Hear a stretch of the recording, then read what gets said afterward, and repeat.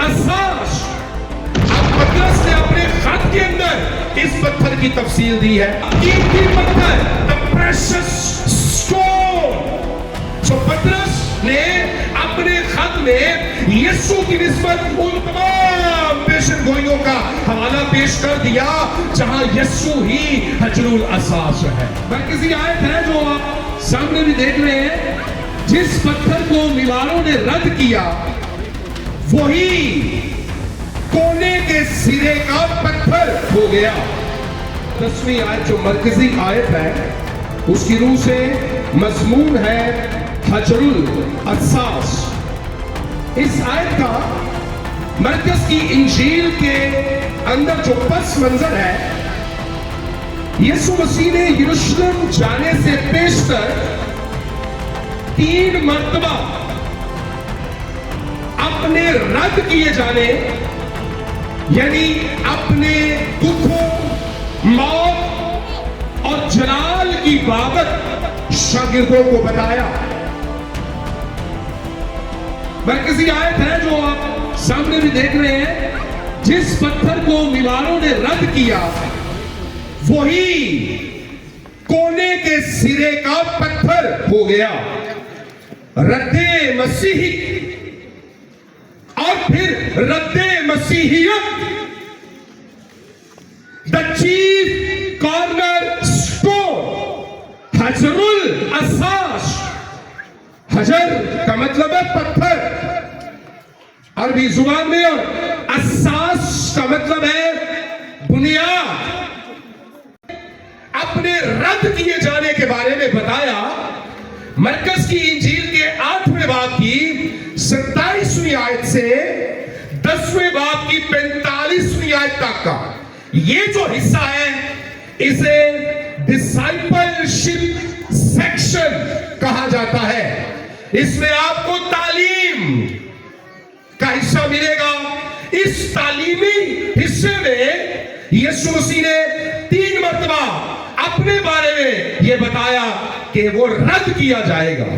پہلی مرتبہ 8ویں باب کی 31ویں آیت میں جب یسوع مسیح کیسریا فلپی کے علاقے میں تھا اور پطرس نے یسوع کا اقرار کیا اور یسوع مسیح نے اس کا نام پطرس رکھا کہ تو پتھر ہے یہ کہہ کر, اور کہا کہ میں اس پتھر پر اپنی کلیسیا بناؤں گا, اور اس کے بعد اپنے دکھوں, اپنی موت, اپنے جلال کا ذکر کیا. دوسری مرتبہ 9ویں باب کی 31ویں آیت میں جب گلیل سے گزر رہے تھے یسوع مسیح, اس وقت مسیح خداوند نے اپنے دکھوں, موت اور جلال کا ذکر کیا. اور تیسری مرتبہ 10ویں باب کی 32ویں آیت سے 34ویں آیت تک یسوع مسیح نے یروشلم جاتے ہوئے اپنے رد کیے جانے, سردار کاہنوس کے ہاتھوں میں ان کے حوالے کیے جانے, اپنی موت, پھر اپنے دکھوں کا اور جلال کا یعنی جی اٹھنے کا ذکر کیا. یہ اس کا پس منظر ہے. لیکن اس آیت کا جو امیڈیٹ کانٹیکسٹ ہے, جو فوری سیاق و سباق ہے, مرکز کے بیان کے مطابق یروشلم میں یسوع مسیح کی جب شاہانہ انٹری یا اس کا شاہانہ داخلہ ہوتا ہے, جس کو ہم کھجوروں کا اتوار یا پام سنڈے کہتے ہیں, تو اس دن سے یسوع کے یروشلم میں داخلے سے لے کر یسوع مسیح فسح کی عید تک 3 مرتبہ ہیکل کے اندر جاتا ہے. 10ویں باب 11ویں باب کی 11ویں آیت میں یسوع مسیح ہیکل میں داخل ہوتا ہے, پھر 11ویں باب کی 15ویں آیت, اور پھر 11ویں باب کی 27ویں آیت. اور مسیح خداوند جب پہلی مرتبہ ہیکل میں داخل ہوتے ہیں, لوگ کھجوروں کی ڈالیاں لے کر یروشلم میں داخلے کے وقت استقبال کرتے ہیں. شام ہو جاتی ہے, مسیح خداوند داخل ہوتے ہیں اور پھر سب چیزوں کو ملاحظہ کر کے واپس آ جاتے ہیں اور بیتنیہ کی طرف چلے جاتے ہیں. صبح ہوتی ہے، پھر ہیکل کی طرف جاتے ہیں. راستے میں انجیر کا درخت نظر آتا ہے، پھل نہیں ملتا، اس کو قرض کیا جاتا ہے، وہ سوکھ جاتا ہے. ہیکل میں جاتے ہیں، یسوع مسیح ہیکل کی صفائی کرتے ہیں. یعنی جو وہاں پر جو صرافہ باز تھے، جو کبوتر فروش تھے اور جو سوداگری کرنے والے تھے، ان کی چوکیاں الٹ دیتے ہیں اور مسیح خداوند دوبارہ بیتنیہ میں آتے ہیں اور پھر تیسرے موقع پر ہیکل میں نظر آتے ہیں.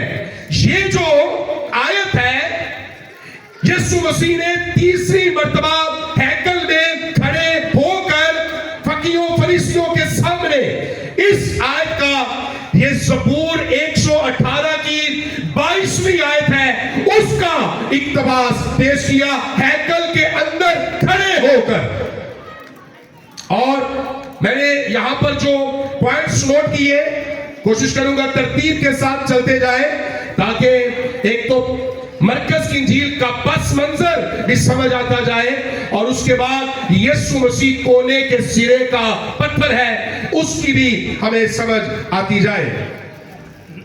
زبور 118 22ویں اور 23ویں آیت یہ یسوع مسیح کی بابت کی گئی نبوت تھی اور مسیح خداوند نے اپنی طرف اشارہ کر کے گویا اس نبوت کی تکمیل کی کہ جس کی بابت داؤد نے کہا کہ کونے کے سرے کا پتھر وہ ہوگا جس کو بیمار رد کر دیں گے. حقیقت میں مسیح خداوند اپنی زبان مبارک سے اپنی بابت فرماتے ہیں کہ مسیح خداوند کو لوگ قبول نہیں کریں گے، رد کریں گے. جیسا کلام میں لکھا ہے کہ وہ اپنوں میں آیا اور اپنوں نے اسے قبول نہ کیا. یہیں سے آغاز ہو گیا اس کو رد کیے جانے کا. 118واں زبور جس کا اقتباس پیش کیا گیا ہے، یہ بائبل مقدس کا، پوری بائبل مقدس کا درمیانی باب ہے.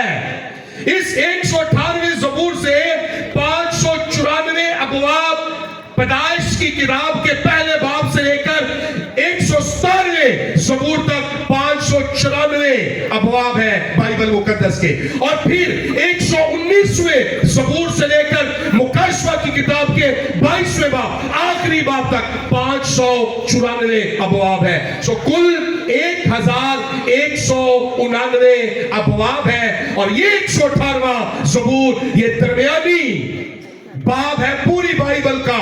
اور اس سے پہلے 117واں زبور پوری بائبل مقدس کا سب سے چھوٹا باب ہے اور اس کے بعد 119واں زبور پوری بائبل مقدس کا سب سے لمبا باب ہے. کتنی خوبصورتی کے ساتھ ہاؤ آرٹسٹیکلی اس انسپیریشنل ورڈ آف گاڈ کو، یہ خدا کا الہام، خدا کے منہ کی باتیں، اس کو تحریر کیا گیا اور یشعیاہ کی کتاب کے 34ویں باب کی 16ویں آیت کے مطابق اس کو جمع کیا گیا اور یہ خدا کا کلام ہے، اس کے منہ کی باتیں ہیں اور اس کے روح نے اس کو جمع کیا ہے. اب اسی سینٹرل چیپٹر کے اندر سے یسوع مسیح کی زندگی کے اندر کی گئی نبوت جو 22ویں آیت میں ہے وہ پوری ہوتی ہے. اگر ہم اس موقع کو دیکھیں جس وقت میں یسوع مسیح تیسری مرتبہ یروشلم میں داخل ہونے کے بعد تیسری مرتبہ ہیکل میں نظر آتے ہیں تو یہاں پر مختلف مذہبی ریاکار یسوع مسیح کو آزمانے کے لیے آتے ہیں. یسایہ ایسے ہی نہیں کہتا کہ یسوع مسیح کی بابت جو نبوت یسایہ کرتا ہے، تھوڑی دیر میں ہم اس کو دیکھیں گے، پڑھیں گے. آزمودہ پتھر کہا گیا ہے. مسیح خداوند آزمودہ پتھر ہے، یعنی آزمایا گیا، اس کو ٹیسٹ کیا گیا. اور یہاں پر مختلف مذہبی گروہ یسوع مسیح کو آزماتے ہیں. مثال کے طور پر نمبر 1 11ویں باب کی 27ویں آیت میں آزمانے والے سردار کاہن، فقیہ اور بزرگ ہیں اور وہ یسوع مسیح پر آ کر اس کے اختیار پر اعتراض کرتے ہیں. کہتے ہیں کہ تو کس اختیار سارے کام کرتا ہے. کون سے کام؟ کیونکہ یسوع مسیح نے جو جتنے چور تھے, جتنے سوداگر تھے, جو خدا کے گھر کو ڈاکوؤں کی کھو بنا کر, چوری چکاری کا اڈا بنا کر بیٹھے ہوئے تھے, جب یسوع مسیح نے ان کی چوکیاں الٹ دی تو یہ سردار کاہن اور فقیہ اور بزرگ یہ یسوع مسیح کو اب پکڑنے کی غرض سے آزمانے اور پھنسانے کے لیے آتے ہیں اور پوچھتے ہیں کہ تو یہ کام کس غرض سے کرتا ہے. مسیح خداوند کہتے ہیں میں تم سے ایک سوال پوچھتا ہوں, مجھے جواب دو کہ یوحنا کا بپتسمہ آسمان سے تھا, خدا کی طرف سے تھا یا آدمیوں کی طرف سے؟ اب وہ خود پھنس گئے, وہ پھنسانے کے لیے آئے اور پھنس گئے. کہتے ہیں اگر ہم کہیں کہ خدا کی طرف سے تو یہ کہے گا تم یقین کیوں نہیں کرتے. اگر ہم کہیں آدمیوں کی طرف سے تو لوگ تو یوحنا کو نبی مانتے ہیں, لوگ ہمیں سنسار کر دیں گے. تو مسیح خداوند کو کہتے ہیں کہ ہمیں نہیں معلوم. اس کے اختیار پر اعتراض کرنے آئے تھے. یسوع مسیح کہتے ہیں جاؤ, پھر میں بھی تمہیں جواب نہیں دیتا. جب ناکام ہوئے تو انہوں نے ایک دوسرے گروہ کو بھیجا. 12ویں باب کی 13ویں آیت کے اندر لکھا ہے پھر دوسرا گروہ یہ فریسی اور ہیرودی تھے, اور یہ آ کر یسوع مسیح کو کیسر کے برخلاف اکساتے ہیں. کہتے ہیں کہ خداوند تو بہت اچھی تعلیم دیتا ہے, استاد ہے, ہمیں ایک سوال کی سمجھ نہیں آتی. ہیکل میں کھڑے ہو کر یسوع کو کہتے ہیں بتا کیسر کو جزیہ دینا روا ہے کہ نہیں, کہ پھنس جائے پھر کہیں گے یہ تو رومی حکومت کا باغی ہے. مسیح نے کہا ایک سکہ لاؤ, کیا دانائی ہے. یسوع مسیح نے کہا سکہ لاؤ, اور سکہ لا کر کہا دکھایا اس پر تصویر کس کی ہے. سب بیک ہو زبان ہو کر بولے کیسر کی. تو یسوع نے کہا جس پر جس کی تصویر ہے اس پر اس کا حق ہے. کیسر کا ہے تو کیسر کو دو. تصویر اگر شناخت خدا کی ہے, پہچان خدا کی ہے, اگر ہماری بھی شبیہ خدا کی شناخت اس کو آئیڈینٹیفائی کرتی ہے تو پھر ہم بھی خدا کے ہیں. اگر ہماری صورتیں کیسر کی ہیں, ہماری شباہتیں, حرکتیں, کام ہم اپنے آپ کو کیسر سے آئیڈینٹیفائی کرتے ہیں تو پھر ہم کیسر کے ہیں. سوال تو سادہ ہے. اب کیا ہوا جب وہ بھی ناکام ہوئے تو پھر اسی جگہ پر ایک تیسرا فرقہ آتا ہے. یہ 12ویں باب کی 18ویں آیت ہے, صدوقی فرقہ. اب صدوقی چونکہ قیامت پر ایمان نہیں رکھتے تھے اور آ کر قیامت کے بارے میں یسوع سے سوال کرتے ہیں. ایک عورت ہے, اس کا شوہر مر جاتا ہے, وہ دوسری شادی کرتی ہے, پھر مر جاتا ہے, پھر تیسری, یوں 7 مر جاتے ہیں. قیامت میں وہ کس کی بیوی ہوگی؟ یسوع نے کہا چلو اجے ہی نہیں پتا کہ آسمان کی بادشاہی کیا ہے, قیامت کیا ہے.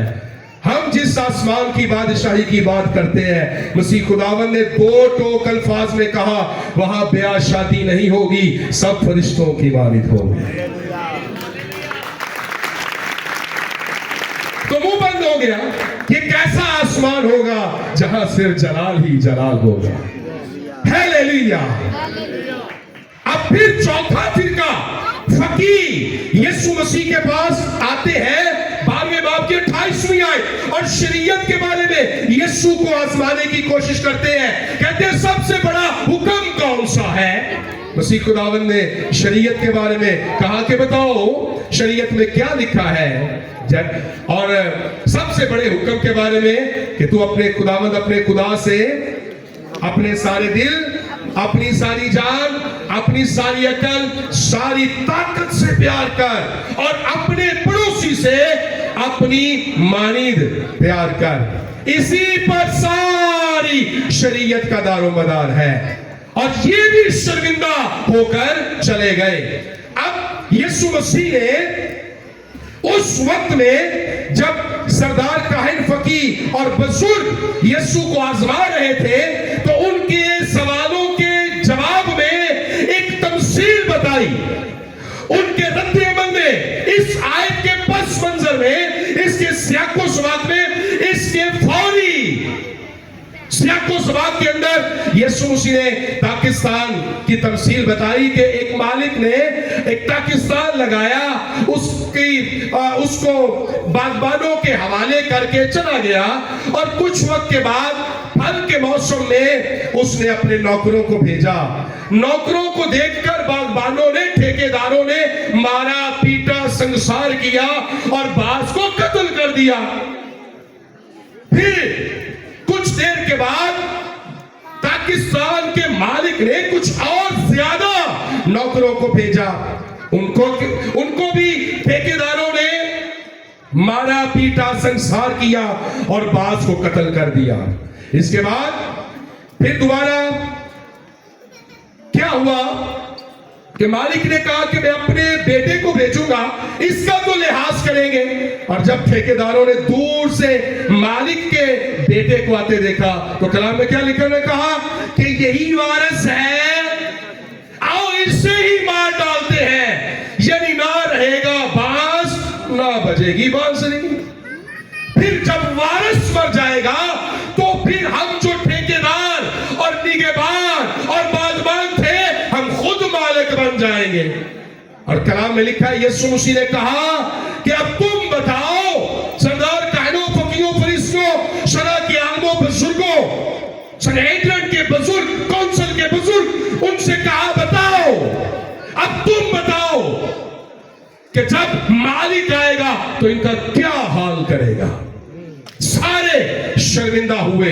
सो यीशु मसीह की नबूवत के ऐन मुताबिक उसको जो कोने के सिरे का पत्थर है, यानी हजरुल असास, द चीफ कॉर्नर स्टोन है, उसको रद्द कर दिया गया।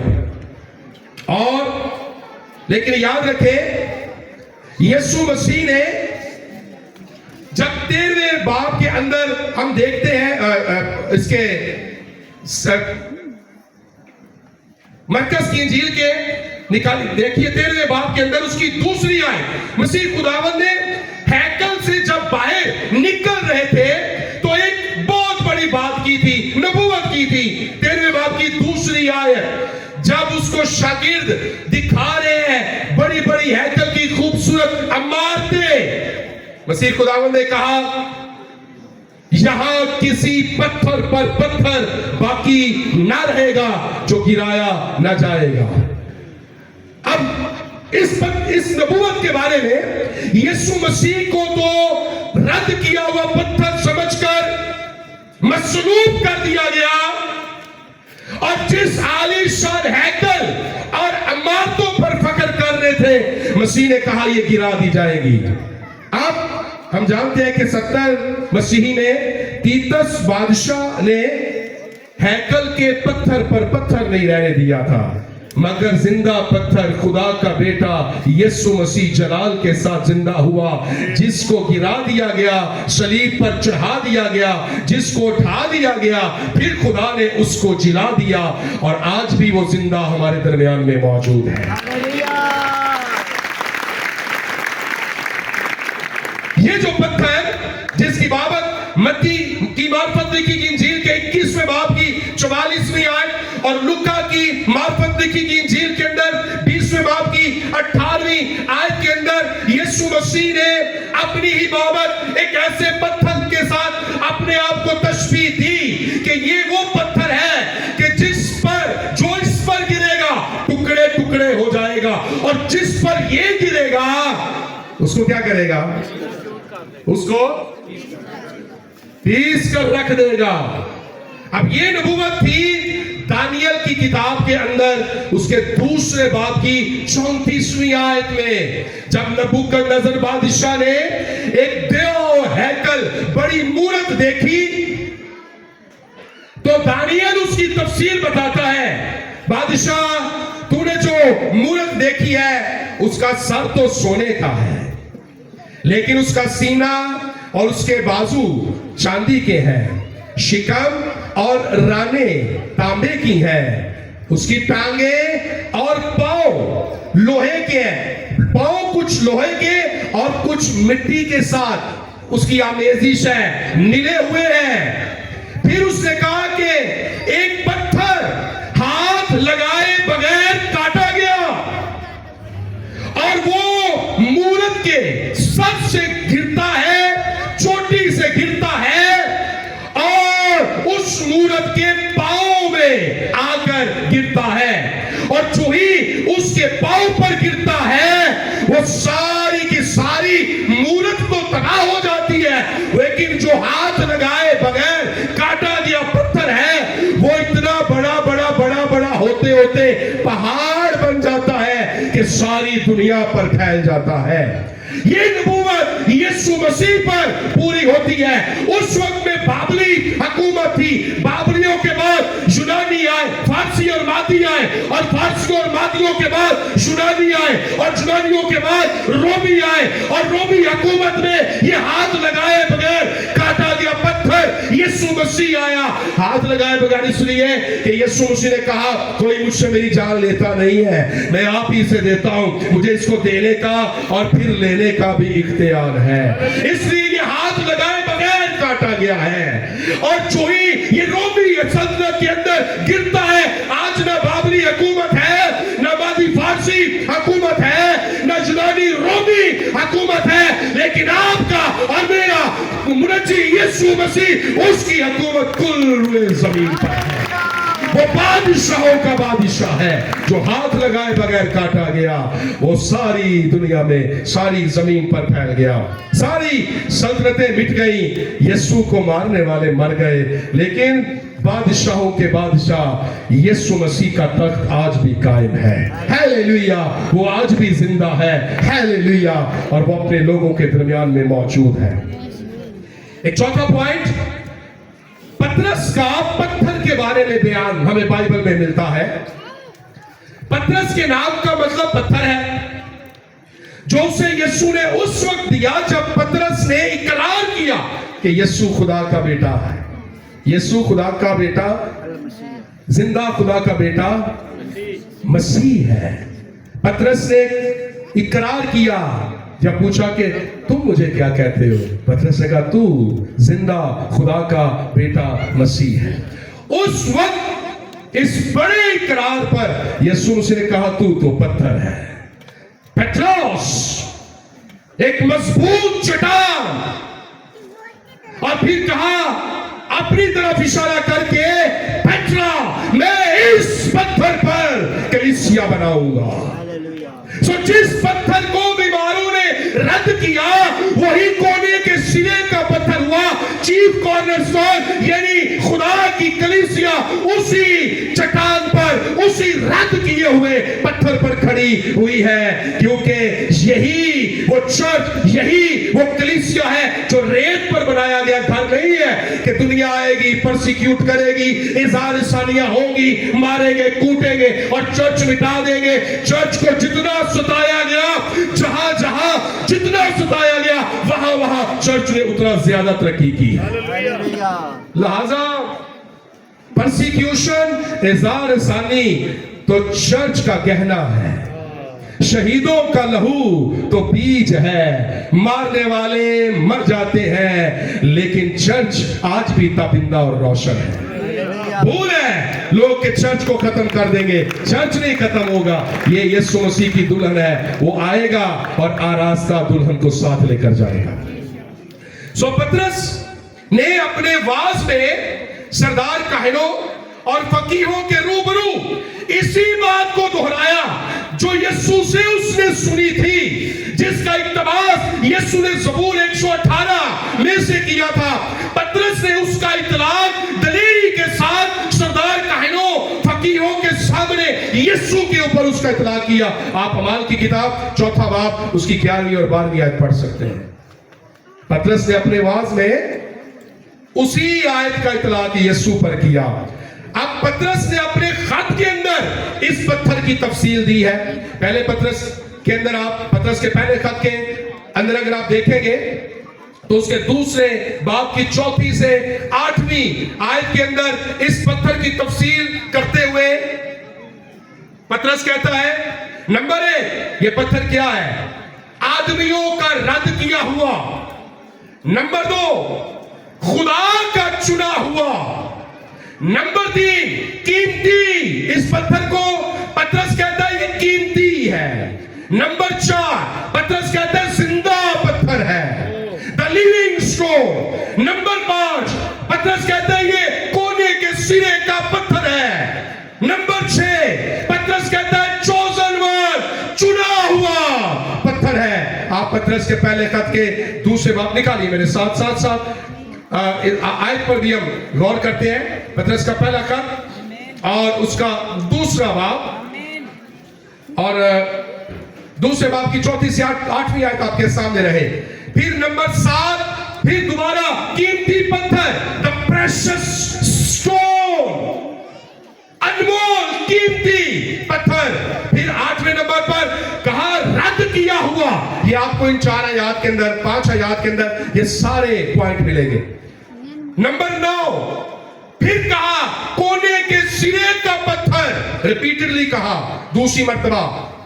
और इसका जिक्र पौलुस रसूल ने इफिसियों दूसरे बाब की 20वीं आयत के अंदर भी किया है। फिर 10वें नंबर पर पतरस कहता है ये ठेस लगने का पत्थर है, स्टम्बलिंग ब्लॉक, यानी कि जिससे ठोकर लगती है। यानी किसी को तो यीशु की ठोकर लगती है और किसी को यीशु से ठोकर लगती है। जिसको यीशु की ठोकर लगती है वो यीशु का हो जाता है, जिसको यीशु से ठोकर लगती है वो यीशु का मुनकर हो जाता है। तो आज हम देखें कि हमें यीशु से ठोकर लग रही है। ओ, इसे आप खुदा का बेटा कहते हैं, आपको ठोकर लगी है, ये ठेस लगने का पत्थर है। पहले से बता दिया गया, इसको यशायाह ने भी कहा, लेकिन जो इस पर ईमान लाएंगे वो शर्मिंदा नहीं होंगे। हालेलुया। लोगों के लिए ये ठोकर खाने की चट्टान है, लेकिन हमारे लिए ये वो पत्थर है जिस पर मिल मिलाकर हम जिंदा पत्थर है और जिंदा इमारत तामीर करते हैं। तो जो टाइटल यीशु के लिए फिर पौलुस हमें भी कहता है कि हम भी वही जिंदा पत्थर है, इसी दूसरे बात की 20वीं। लेकिन फिर ये 11वीं आयत लिखा है, 11वें नंबर पर, इसी इन्हीं आयत में 11वें नंबर पर पतरस कहता है ये ठोकर खाने की चट्टान है, यानी रिपीटेडली कहा गया दोबारा से। और रोमियो 9वें बाब की 32वीं आयत में यही बात पौलुस रसूल ने भी कही है। सो पतरस ने अपने खत में यीशु की निस्बत उन तमाम पेशन गोइयों का हवाला पेश कर दिया जहां यीशु ही हजरुल असास है। यीशु मसीह ने खुद तो सिर्फ ज़बूर 118 और उसकी 22वीं आयत का हवाला दिया ना, लेकिन पतरस ने ओल्ड टेस्टामेंट में जितने भी जिस जगह पर भी रेफरेंस है यीशु मसीह पर उनका इतलाक किया। मिसाल के तौर पर यशायाह 28वां बाब 16वीं आयत, फिर ज़बूर 118 22वीं आयत और फिर यशायाह 8वां बाब 14वीं आयत। अब मेरे साथ निकाली आयत यशायाह 28वां बाब और उसकी 16वीं आयत पढ़ना चाहूंगा। यहां पर लिखा है, इसलिए खुदावंद यूं फरमाता है, देखो मैं सिय्योन में बुनियाद के लिए एक पत्थर रखूंगा। ये जो कॉर्नर स्टोन होता है ना, ये पूरी इमारत की अलाइनमेंट करता है। अगर और आप देखें कोई भी घर तमीर किया जाता है ना, तो हमेशा इट नुक्कड़ च लग दी है, बुनियाद रखी जाती है। तो जो ईंट है, जो काम का आगाज होता है, वो किसी ना किसी कॉर्नर से होता है, बिचले से लोनी शुरू कर दे, इसलिए कि कॉर्नर से सूत खींची जाती है। चाहे कॉर्नर सज्जे पासे हुए, चाहे वो कोना खब्बे पासे हुए, लेकिन जो सूत खींची जाती है, जब धागा बनाया जाता है, वो दोनों कॉर्नर्स पर बांधा जाता है। जब तो यीशु मसीह कोने के सिरे का वो पत्थर है। और याद रखें, अगर पत्थर, बुनियाद का पत्थर ढींगा होएगा तो सारी इमारत टेढ़ी होगी और किसी भी वक्त गिर सकती है। लेकिन जब बुनियाद का पत्थर ये अलाइंड है, सीधा है, जिसमें कोई छोल नहीं, ये वो यीशु है जिसके मुंह में छल नहीं और उसकी जात में मकर नहीं है, उसमें कोई छोल और उसमें कोई लग़ज़िश नहीं है। इसलिए जो उस पर तामीर किए जाते हैं, फिर वो डिंगी चिपी जिंदगी नहीं गुजारते, फिर वो सीधे तामीर किए जाते हैं। تو یہاں پر یسایہ کہتا ہے یہ بنیاد کا پتھر ہے. پھر آگے لکھا ہے دیکھو میں صہیون میں بنیاد کے لیے ایک پتھر رکھوں گا, آزمودہ پتھر. کہتے ہیں جو ٹیسٹڈ نہیں ہے وہ ٹرسٹڈ نہیں ہے.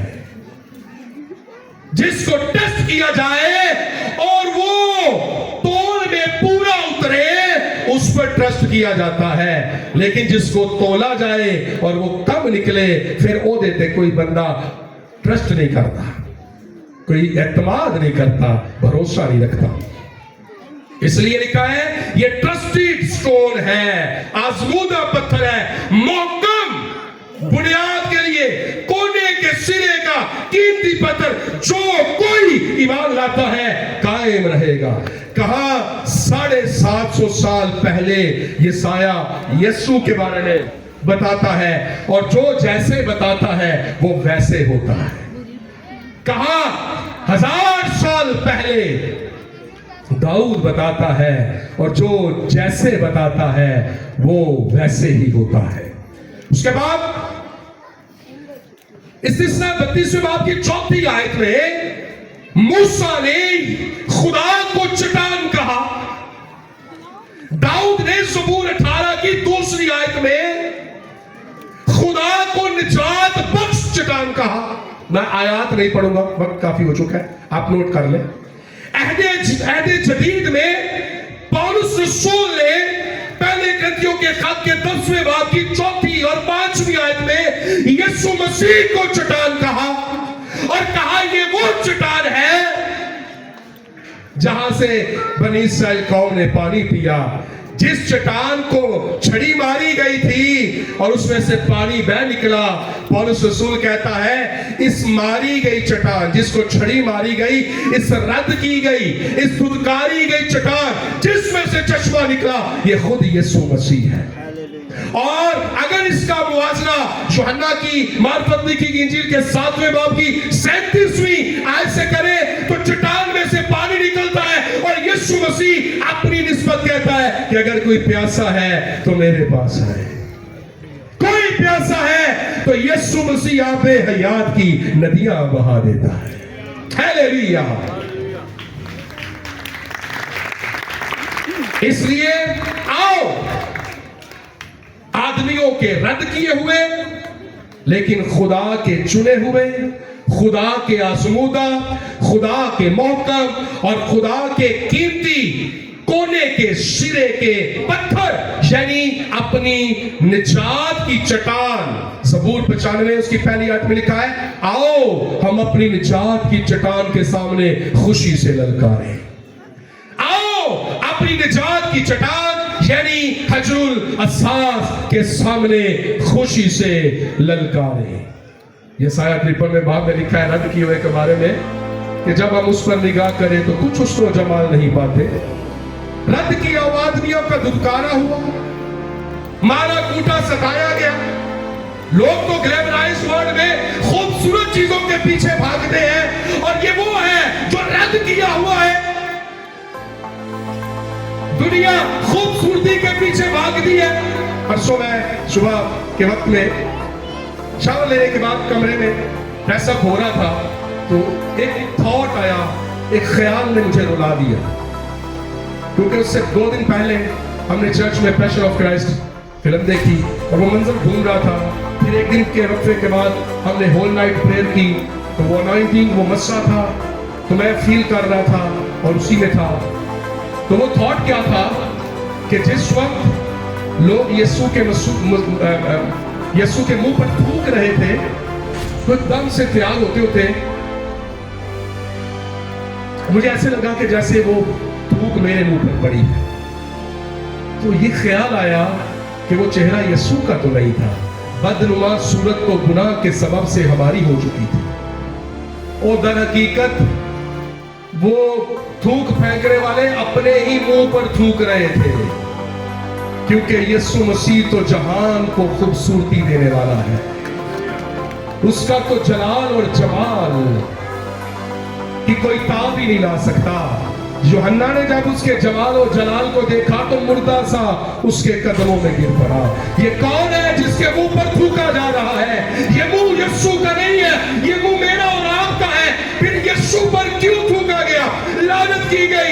लानती मौत उसको सलीब पर चढ़ाया गया, उसको क्यों वसीयतनाम सलीबी मौत दी गई? वो बदन तो मेरा था, कर्स्ट बदन, लानती बदन। हुआ क्या यहां पर? हुआ ये था कि सिर्फ यीशु मसीह ने वो बदन इसलिए लिया कि हमें तकलीफ ना हो, हमें दर्द ना हो। वैसे बदन हमारा था, पर दर्द सहने के लिए यीशु आ गया। वैसे वो चेहरा मेरा और आपका था, लेकिन थुकवाने के लिए यीशु आ गया। फिर वो खुद को शर्मिंदगी की हालत में सलीब पर लटकाया गया, ताकि साड़ियां शर्मा कज लगे, ताकि साड़ियां लज्जा पाल लगे। कौन उसकी मालिक होगा? आज भी हम उसको दुत्कारते हैं, आज भी हम उसको रद्द किया समझकर उसके मुंह पर थूकते हैं। जब कहते हैं कि आओ तौबा कर लो, आओ यीशु दे लड़ लग जाओ, कहते ने देखिया आने नमाजा ते वेखे ने यीशु बड़े कर लांगे, जब हिसाब होएगा तो वेख लांगे। यानी अजे केड़ा कोई मर चले आ, बथेरी जिंदगी है, दुनियादारी च देखिए की है, वेखते रहिए। अजीजों, हमारे पास वक्त बहुत कम है और यीशु मसीह आने वाला है। दुनिया के हालात बताते हैं कि वो जल्द आ रहा है। आखिर में चंद एक अशार, जिसका एक पहला हिस्सा मैंने आपके सामने रखा, और ये कल मैंने इनको लिखा और आज सुबह इन अशार को मैंने तरतीब दिया, और इस पर मुझे मेहनत भी लगी, लेकिन मेरा दिल बाग बाग हुआ। समाप्त फरमाइएगा। खुदावंद ने अपने फजल से मुझे उस मंजर को बयान करने की सआदत बख्शी। हजरुल असास मैंने गुजारिश कर दी है कि इसका मतलब है बुनियाद का पत्थर, यानी कोने के सिरे का पत्थर। जमीन पे हक का चरागे दवाम, चरागे दवाम कभी न बुझने वाला चराग। मैं मर गया था और अब जिंदा हूं और अब्दुल्लाबाद जिंदा रहूंगा। जमीन पे हक का चरागे दवाम ठहरा वो हजरुल असास, नौए इंसान का वाहिद अमाम ठहरा। अमाम पेशवा सरबरा वो हजरुल असास। हनूस चश्मे जहां दुनिया बेयकी है, लेकिन हनूस दिले नादा बेनूर है, लेकिन चश्मे मां रोशन। मेरी आंख अगर मुनव्वर है, दिले मां शाद अगर मेरे दिल में खुशी है, तो ये खुशी का सबब कौन है? चश्मे मां रोशन और दिले मां शाद ठहरा वो हजरुल असास। अर्शे जलाल से उतरा वो नूर का पैकर, कलूबे शक उस्तवार कर ले वो नूर का पैकर। यानी जिन्हें दिल वसवसे शक में पड़े हैं, उनको उस्तवार करने के लिए, दिल खलारन वास्ते मजबूत बुनियाद फराहम करने के लिए वो आसमान से उतरा वो नूर का पैकर। अर्शे जलाल से उतरा वो नूर का पैकर, कलूबे शक उस्तवार करने वो नूर का पैकर। शम्से हक सहाबे कार साज ठहरा वो नूर का पैकर। शम्से हक, हक का सूरज, सहाबे कार साज एक इंजदा बदल कि जदों वसद है तो जल थल होती है और बंजर जमीन शादाब हो जाती है। वही संगे नजात को कोना महरे अजल है। संगे नजात यीशु मसीह नजात की चट्टान है। संगे कोना कोने के सिरे का पत्थर है। महरे अजल ऐसी असली मोहब्बत जो कभी खत्म ही नहीं होती है। अनफेथेबल लव, अनकंडीशनल लव। वही संगे नजात कोना महरे अजल है। वही सरवरे जहां फिदा कारे बशर है। सरवरे जहां सारी कायनात का सरवर, सारी कायनात का सर, सारी कायनात का सरदार। फिदा कारे बशर जो पूरे जहान के लिए फिदा हो गया। वही संगे नजातो कोना महरे असल है। वही सरवरे जहां फिदा कारे बशर है। गुसारो गम शाफे वफादार। गुसारो गम यानी हमारा गम गुसार, गुजारों में वो शाफे वफादार ठहरा, वो हजरुल असास नौए इंसान का वाहिद अमाम ठहरा, वो हजरुल असास। और आखिर में है शिद्दते प्यास में कुशादा बास है। शिद्दते प्यास में कुशादा बास कहते हैं भूख को, और कुशादा फैली हुई, दूर तक फैली हुई, ज्यादा मतलब जिसने जगह को घेरा हुआ, कुशादा। तो जब प्यास की शिद्दत होती है तो दूर से पानी के झरने की आवाज आती है, और बंदा प्यास को बुझाने के लिए फिर उस झरने का ताकुब करता है। तो शिद्दत, अगर हमें यीशु मसीह की प्यास है तो याद रखें, शिद्दते प्यास में कुशादा बास है, जहां में खास है हजरुल असास है। शिद्दते प्यास में कुशादा बास है, जहां में खास है हजरुल असास है।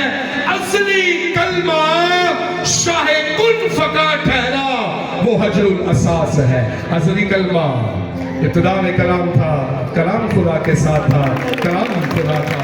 आगे शाहे कुन फका, शाह बादशाह, कुन यानी जिसने कहा हो जा, फैया कुन या फका तो हो गया, रोशनी हो जा तो रोशनी हो गई।